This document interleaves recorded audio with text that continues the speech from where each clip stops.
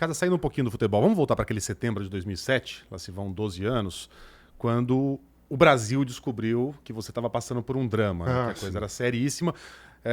A gente era vizinho na época, Foi um acidente, morava na Vila né? Leopoldina e de vez em quando eu te encontrava ali na Casa London. Sim. O Casão tava lá tomando cerveja gringa. Eu morava na frente ali. Sim, eu morava ali na Guaipá. E aí o Casão tomando todas ali, até aí grande coisa, eu também tava tomando todas, cada um toma ali, se vende umas cervejas gringas antes disso virar modinha. E aí, numa dessas noites, você capota o carro na Vila Romana, na Lapa. Vai pra UTI, o cacete, e o Brasil fica sabendo que você tinha um problema sério.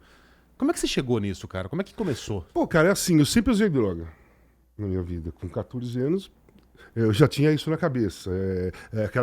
Aquele glamour dos anos 70, muito ligado à década de 60, que eu gostava pra caralho, minha banda preferida e o meu ídolo máximo era Jim Morrison. Só que eu não consegui naquela época, até por falta de conhecimento e entendimento psicológico, eu não consegui canalizar o meu papel de fã desesperador pelo Jim Morrison, eu não consegui canalizar pelo lado criativo dele, pelo lado criativo, compositor, poeta, cineasta, cantava pra caralho. Eu não canalizei pra lá, eu canalizei pra loucura dele. Né? Então, eu via aquela loucura, eu fazia a mesma loucura. Eu tenho todos os DVDs do The Doors na minha casa. É que ele glamorizava o uso de droga. Lógico, era um patamar espiritual maior, você ficava mais criativo, mais solto, conversava com todo mundo, mais inteligente, enfim. Tinha uma lista de coisas só positivas pra droga nos anos 70. Não tinha nada contra. Amor livre, paz e amor dos hippies e tal, não sei o quê. E eu entrei nessa, porque eu gostava muito disso mesmo. Não, até a morte era glamorizada. Jim Morrison morrendo numa banheira em Paris, morreu Janis cedo. Joplin, cenário. Janis Joplin, Morra cedo, deixa um cadáver bonito, Jimi né? Hendrix, né? Janis Joplin. A Janis Joplin, aquele negócio. E realmente, os meus ídolos são esses, cara.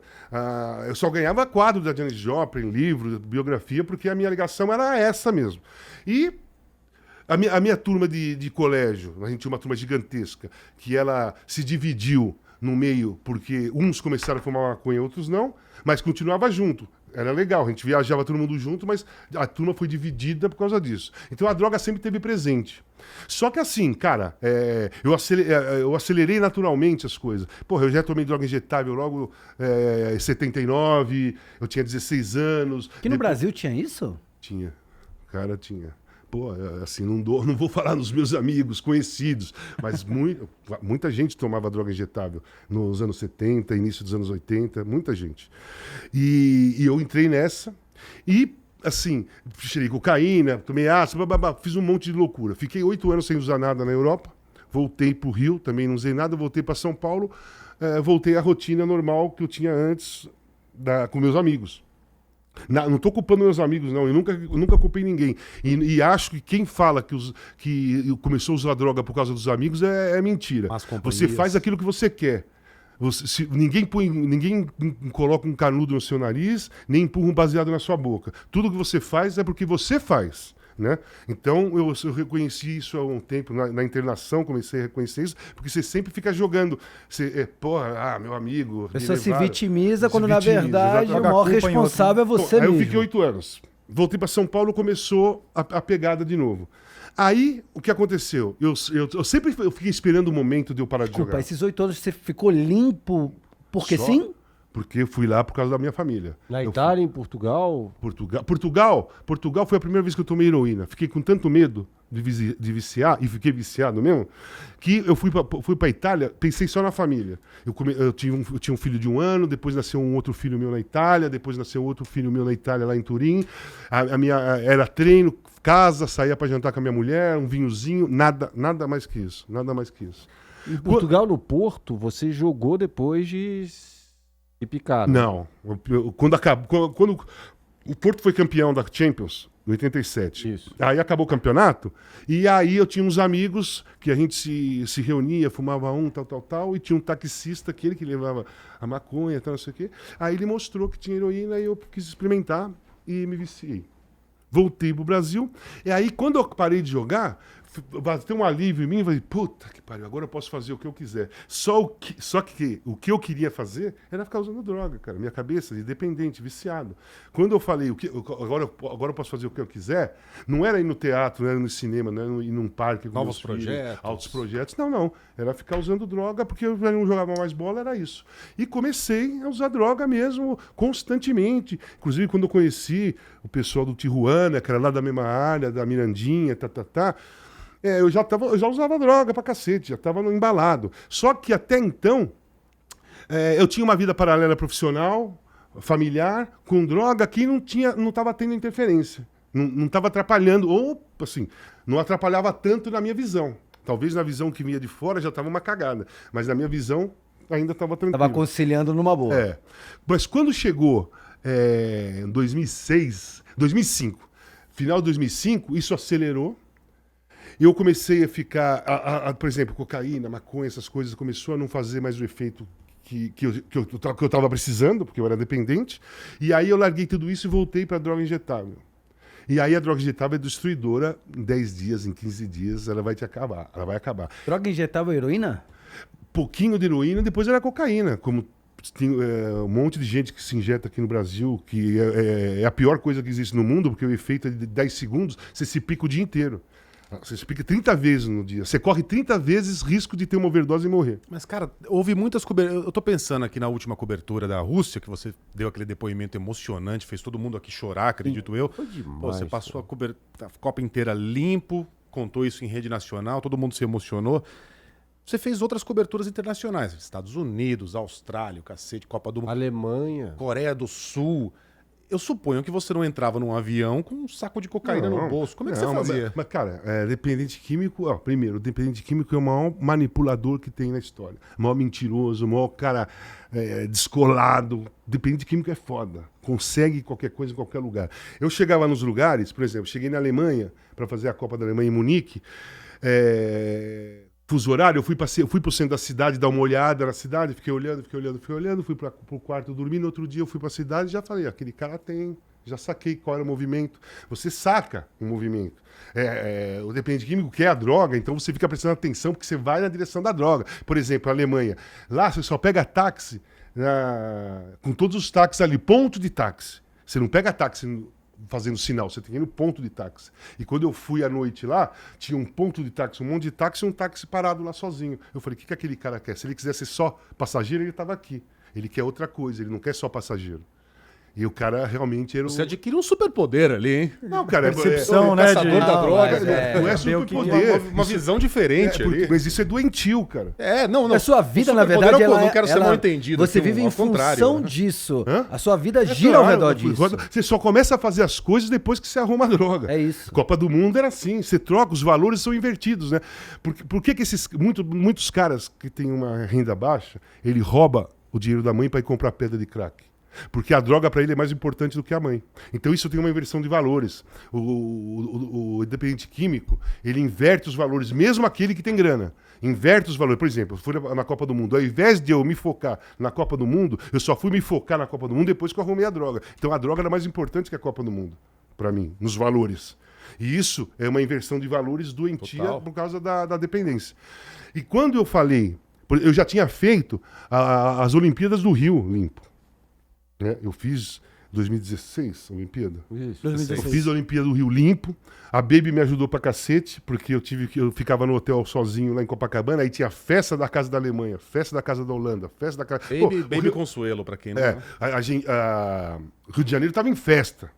E era só álcool, droga, aquele negócio correndo. E eu ali sozinho, eu tentando na minha cabeça. Eu já estava bem, mas era muito tentador. A briga constante, né? É uma briga constante naquele momento. E assim, eu podia fragilizar em qualquer momento. E a Baby começou a sair comigo todo dia para jantar.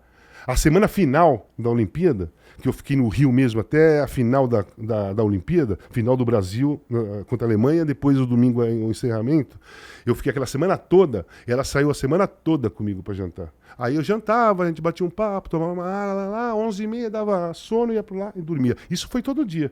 E no dia da festa de encerramento, eu tinha 2 ingressos que eu ganhei, liguei para minha psicóloga em São Paulo, ela veio para o Rio, foi pro Rio, né? Nós fomos para um encerramento, eu e a minha psicóloga, porque aí emociona, chora, ela, pô, feliz, você tem que estar feliz, porque você passou a Olimpíada toda sem usar droga, parabéns. Então, o papel da psicóloga, quando ela está te acompanhando, nesse momento, é fazer elogios para você, para mostrar que você, caraca, você venceu. Você venceu naquele momento, tá? Você venceu naquele momento. Então, não tem como, porque a gente fica se lamentando.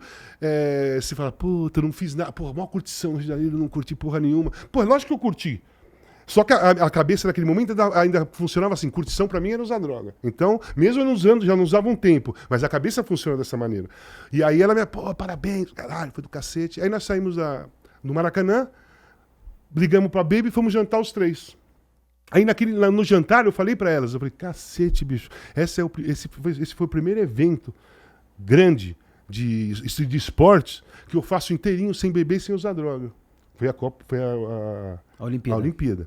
Pô, legal, parabéns. Tá. Só que como eu sou um cara perfeccionista, e por isso que eu consegui me tratar e me trato até hoje bem. Por exemplo, ontem eu fui no cinema com um psicólogo, porque eu não preciso mais, eu não tô mais, eu peguei hábito e eu gosto de sair com psicóloga ou com psicólogo. Você contou isso no livro em que você expõe seus demônios, que em determinado momento saía só com psicólogo. Você ia num boteco ali, tinha que o cara ia ao banheiro junto. É só psicólogo. Hoje em dia eu não preciso mais, mas eu chamo eles quando eu não tenho companhia. Pô, ontem eu fui fazer terapia, fui ver um filme argentino, o Darín, A Odisseia dos Tontos, que é muito bom filme. Saiu essa semana, tá no cinema.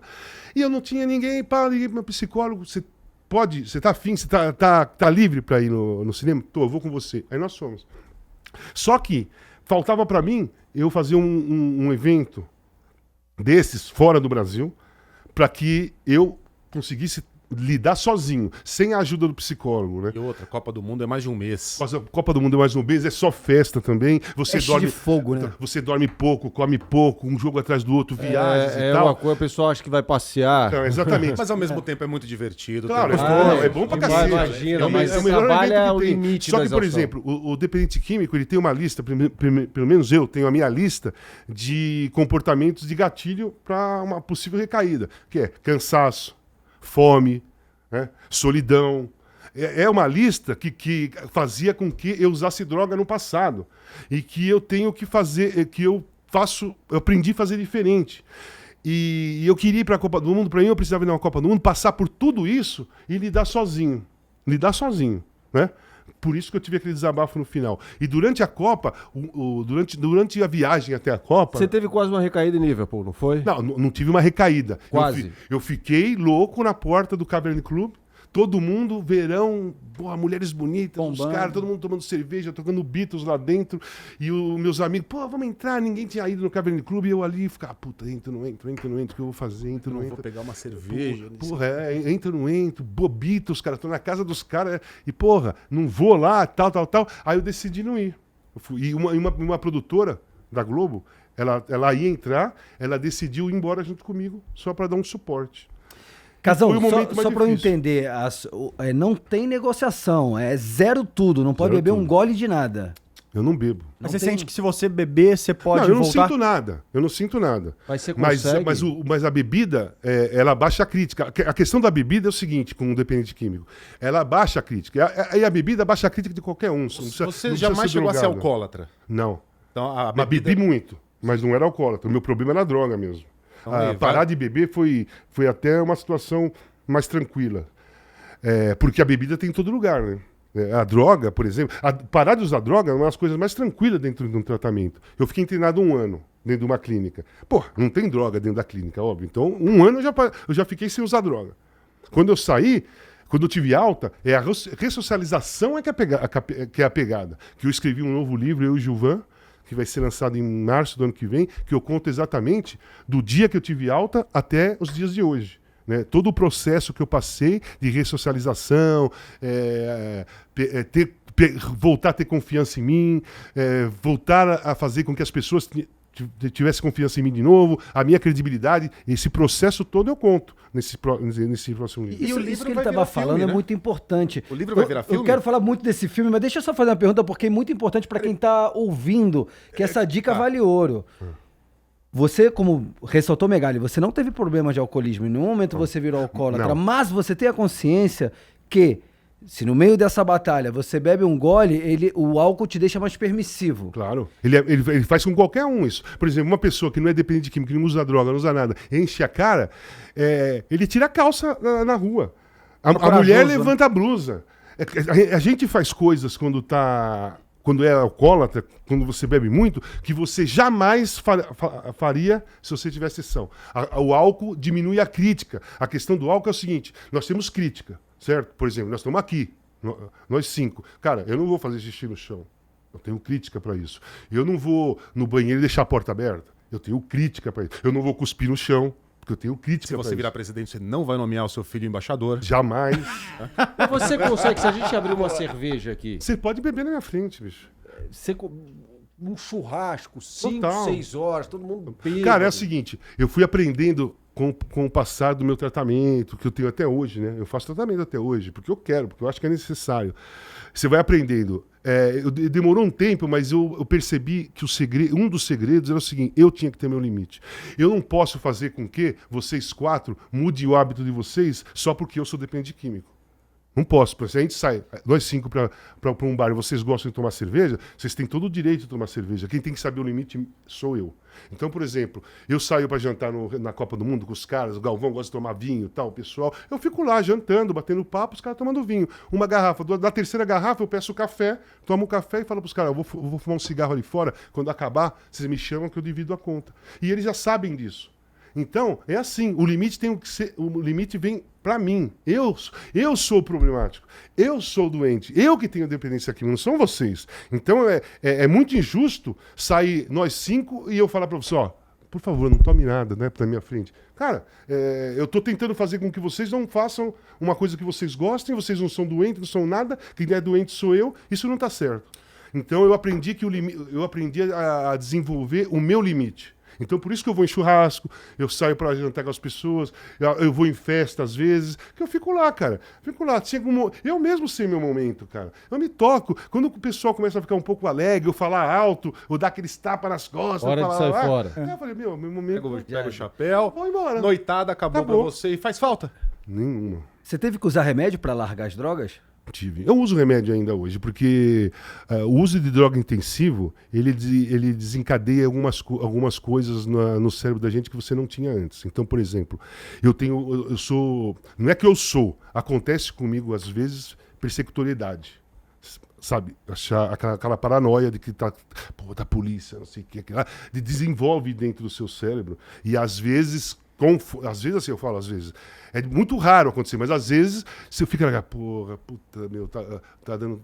Pô, eu não fiz esse jogo na Globo porque os caras estão me sacaneando, aquilo lá, papapá. Você começa a desenvolver uma paranoia. Uma paranoia de perseguição. Né? Isso é persecutoriedade. Isso desenvolveu com o uso de droga intensivo, porque a droga deixa o cérebro em paranoia, né? Cocaína, você fica paranoico. E aí desenvolveu. Então desenvolvi essa situação que eu não tinha antes. Eu nunca fui persecutório. Virei persecutório após todo o uso de droga de anos e anos e anos e anos. Então eu tomo um remédio que é ansiolítico, tira ansiedade, antipsicótico, porque eu também tive surto psicótico. Então quando você tem surto psicótico... Chegou a surtar.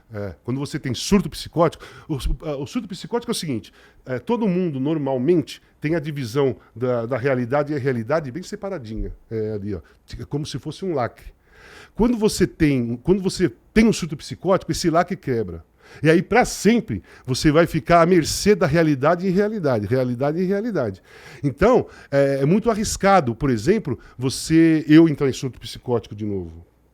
Assim, se eu beber, eu corro risco. Se eu fumar maconha ou usar qualquer droga, eu corro risco. Porque o meu lacre da irrealidade já foi quebrado. Né? Ele já está quebrado. Então, as pessoas... O que acontece? Pessoas esquizofrênicas já têm esse lacre quebrado. As pessoas nascem sem... Por isso que ouve vozes, vê coisas, porque ele já não sabe... Flutuando. Ele não sabe o que é real o que não é real. Por exemplo, o Casagrande e seus demônios.